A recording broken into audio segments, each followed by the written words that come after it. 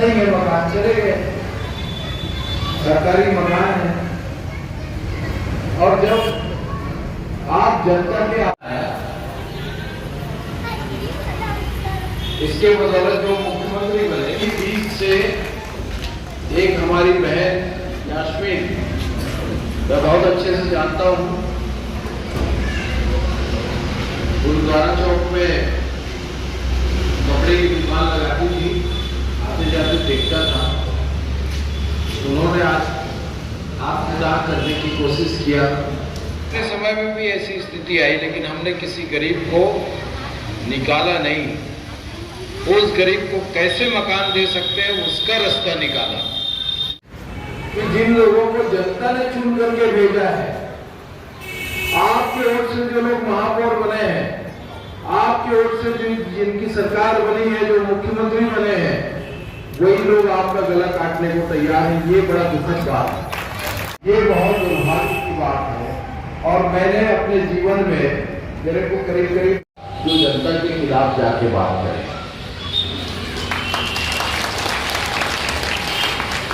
अरे कोई विधायक बने, सांसद बने, मेयर बने, पार्षद बने, मुख्यमंत्री बने, प्रधानमंत्री बने, वो जनता की बात करता है। शासन प्रशासन के बीच में जनता और शासन प्रशासन के बीच में सेतु का काम जनप्रतिनिधि को करना होता है। यदि मैं बेटरी के 800 लोगों के सामने खड़ा नहीं होता तो एक आदमी को वहां मकान नहीं मिलता नियम से।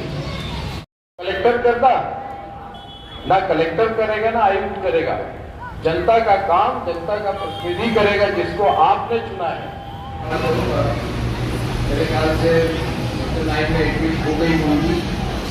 हम सब कोशिश करेंगे कि उनको बेहतर इलाज मिले और कोई दिक्कत। जब भी यह हटाने की चेष्टा करेंगे, हम आपके साथ खड़े रहेंगे।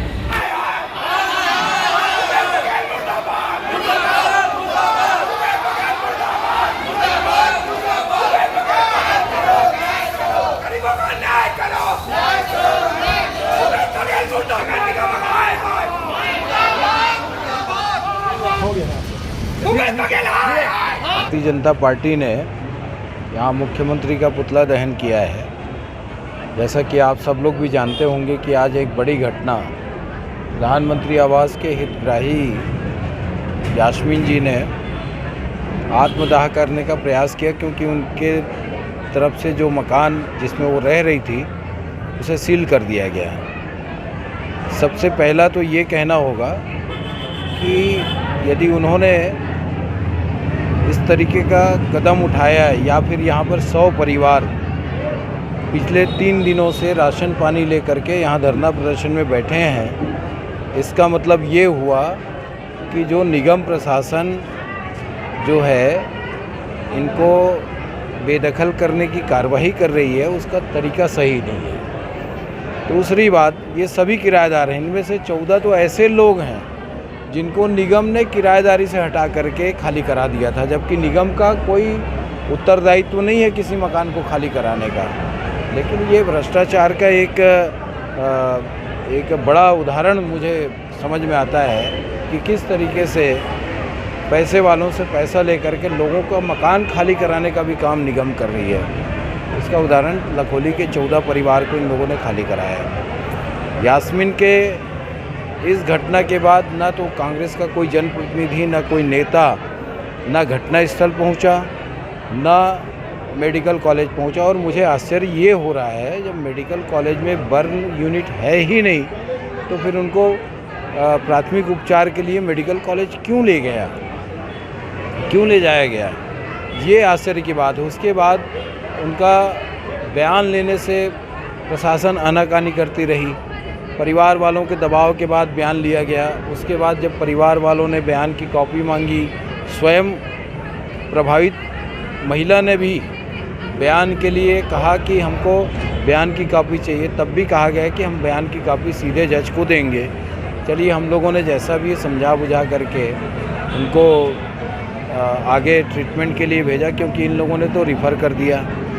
यहाँ पे कोई सुविधा बर्न यूनिट की अभी इस वक्त नहीं है। अब उनको मेकाहारा भेजा जा रहा था, जबकि सबको मालूम है कि रायपुर तक सबसे अच्छी यूनिट भिलाई सेक्टर 9 में है। तो हम लोगों ने दबाव बना करके, मैंने स्वयं बात किया प्रशासन से, रमन सिंह जी से भी बात हुई और सेक्टर 9 में जहाँ पर उनको बेहतर इलाज मिल सकता था वहाँ ले जाने का आग्रह किया और उसके इलाज के लिए भी हम लोगों से जितना बन पड़ेगा हम लोग करेंगे।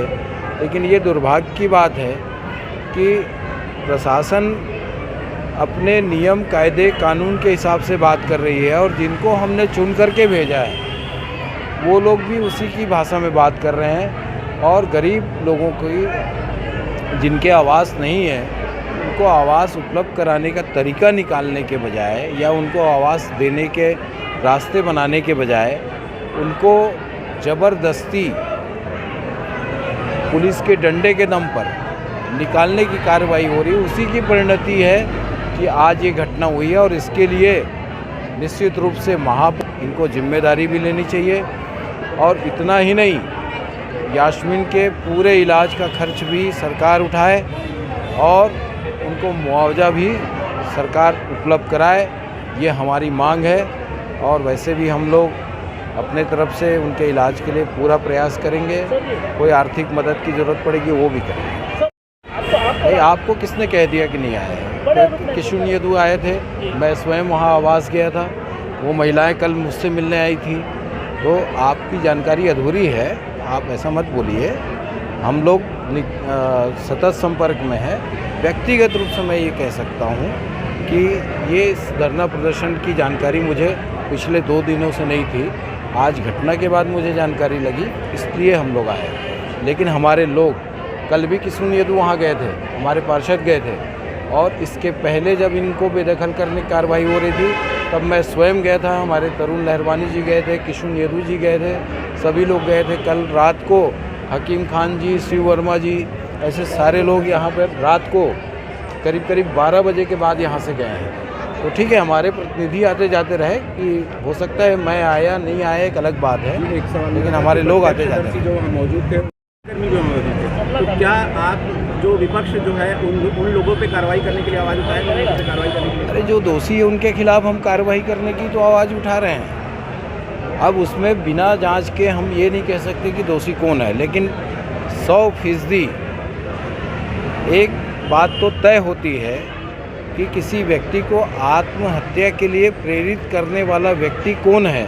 उसमें प्रथम दृष्टया ये समझ में आता है कि निगम प्रशासन इसके लिए दोषी है।